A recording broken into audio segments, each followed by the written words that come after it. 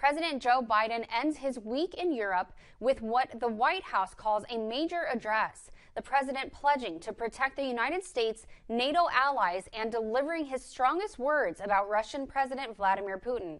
Melissa Rainey reports. He's a butcher. Harsh words for Russian President Vladimir Putin as President Joe Biden looks to bring comfort to Ukrainians displaced by the war.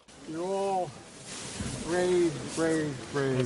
Biden wrapping up his high-stakes trip to Poland, visiting refugees, and delivering a speech from the royal castle in Warsaw. We will have a different future, a brighter future, rooted in democracy and principles, hope and light, of decency and dignity, of freedom and possibilities. For God's sake, this man cannot remain in power.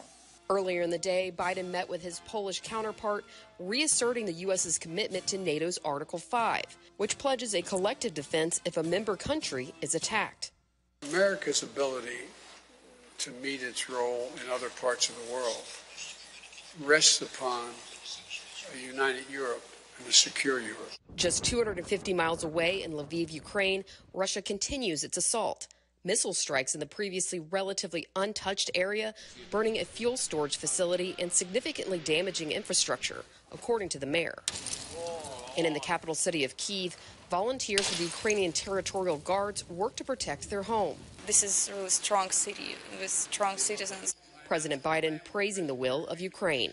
Their brave resistance is part of a larger fight for an essential democratic principles. And offering more support. We stand with you, period. I'm Melissa Rainey reporting.